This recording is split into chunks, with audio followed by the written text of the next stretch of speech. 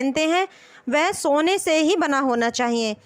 और चांदी के जो हम गहने पहनते हैं वह पैरों में पहनने चाहिए, पैरों में कभी सोना नहीं पहनना चाहिए। आयुर्वेद के अनुसार कहा गया है कि हमारा जो सिर होता है वह ठंडा रहना चाहिए और पैर हमेशा गर्म होने चाहिए, तभी इंसान के अच्छे स्वास्थ्य की निशानी होती हैं।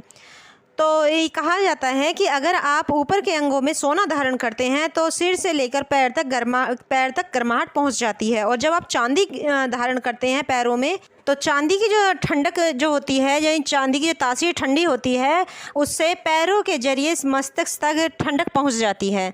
इसीलिए हमारा जो शरीर का जो सिस्टम है वह सही बना रहता है। वैद्य भी यह कहते हैं, वैद्य जो होते हैं वे यह भी कहते हैं कि इसे पहनने से पीठ, एड़ी, घुटनों के दर्द और हिस्टीरिया जैसी बीमारियों से राहत मिलती है।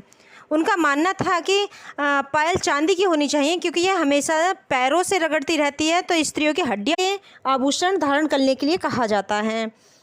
कहा जाता है कि जो सोना होता है उसका संबंध माँ लक्ष्मी से होता है, और जो माँ लक्ष्मी होती हैं उनका स्थान हमेशा बड़ा बताया गया है। और इसीलिए कहा जाता है कि सोने को हमेशा ऊपर के अंगों में ही धारण करना चाहिए, कभी पैरों में नहीं पहनना चाहिए। क्योंकि अगर आप सोने को पैरों में पहनते हैं, जैसे कोई बहुत सी लेडीज़ हैं जिनको इसका ज्ञान नहीं होता है, तो वह पायल भी सोने की बनवा लेती हैं, बिछुए भी सोने की पहनने लगी हैं आजकल।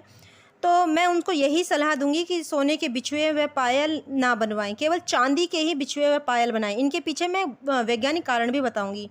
तो धार्मिक कारण के आधार पर कहा जाता है कि अगर सोने को पैरों में पहना जाता है तो इसे माँ लक्ष्मी का अपमान माना जाता है। दूसरा, एक बात और कही जाती है कि जो महिलाएं जो होती हैं वह अपने जो सोने का जो मंगलसूत्र होता है, जो विवाह के टाइम पर पहनाया जाता है, वह कभी किसी को ना दें। आजकल क्या हो रहा